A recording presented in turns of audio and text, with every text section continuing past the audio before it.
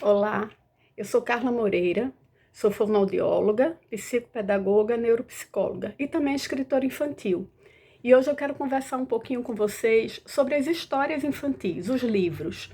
Como a gente estimular as nossas crianças com os livros, a ler, a brincar com o livro, né? A gostar do livro.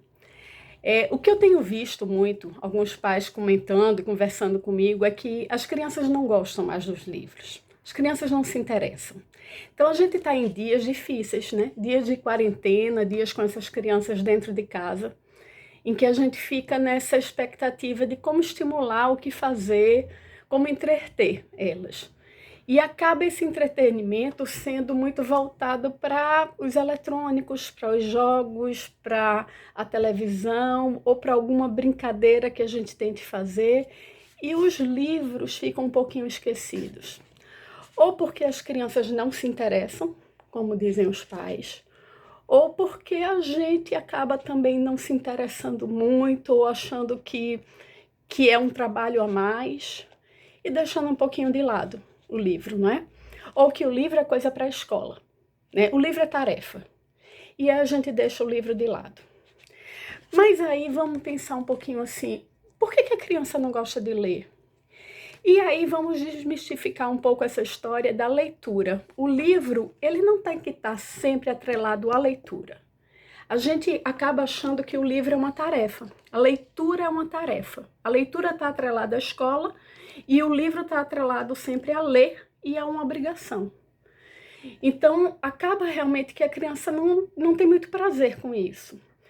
Se a gente voltar um pouquinho lá atrás, aquela nossa criança pequenininha que ainda não sabe ler, mas que escuta, que ouve as histórias lá na escola, com a professora da escola, ela começa a ter prazer pelas histórias, não é? E depois perde o prazer pelo livro. Como é que isso acontece? Por quê? Né? A gente tem que pensar nisso. Por que acontece isso? Porque a gente simplesmente entrega o livro depois e larga tudo. Então vamos voltar. Quando a gente pega essa criança pequenininha que ainda não sabe ler e que a gente pega um livro, os pais pegam um livro e pensam, será que esse livro é para a história, para a idade do meu filho?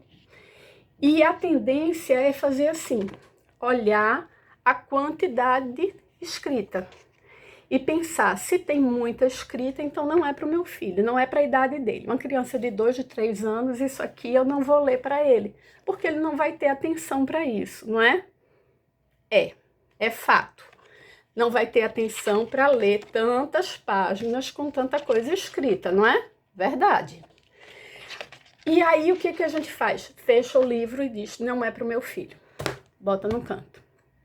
Mas é isso que a gente deve fazer? Não. Esse livro com tanta coisa escrita pode ser contado para o meu filho? É ele que eu tenho em casa, eu estou em quarentena, não posso sair para comprar outro, não é? Não tenho outro. Pode contar para as crianças sim, porque aqui o objetivo para essa criança menor não é ler o livro, é contar a história. Então aqui o que a gente quer é a atenção da criança e o prazer da criança para a história.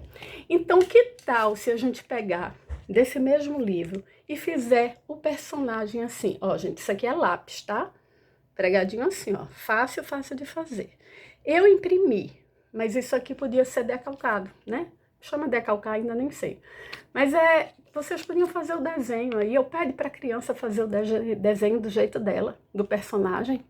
E aí eu vou contar a história, eu vou ler a história antes para conhecer.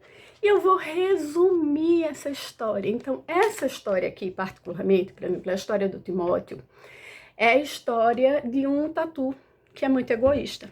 Quer fazer uma festa na casa dele, que é um buraco de tatu. E claro que os outros bichos, os outros animais não tem como ir, né? O elefante não tem como ir, o tigre não tem como ir, porque não tem como entrar no buraco do tatu. E ele bate o pé e só quer fazer a festa lá. Até que os amigos, com muita raiva, resolvem fazer uma festa em outro lugar. E aí, o que eu posso fazer? Eu li a história, eu conheço a história, eu vou contar do meu jeito, bem resumida. Eu não preciso ler essa história para minha criança pequenininha. Mas eu posso fazer o personagem, eu posso contar a minha história do meu jeito, fazendo caras, bocas, falas, voz diferente. Eu posso mostrar como esse tatu era brabo, cismado no começo, como esse tatu ficou feliz e animado no final, como fez amizade com todos no final. E isso faz a criança se interessar pelo livro, pela história, querer depois folhear o livro. E em outros momentos, um pouco mais à frente, eu posso até ler algumas frases para ela, porque aí ela já vai ter tido um primeiro momento, um primeiro interesse. Mas aí a criança vai crescendo, e eu tenho uma criança maior que já lê. E eu penso, minha criança já sabe ler, o que é que eu vou fazer? Eu vou entregar o livro para ela e querer que ela leia sozinha. Ela já sabe ler? Não precisa. Nesse primeiro momento, se ela ainda não tem interesse, eu posso também ler para ela. Mas eu posso ler uma página e ela lê outra. Eu posso ler ele todo para ela. Eu posso também fazer personagens com ela.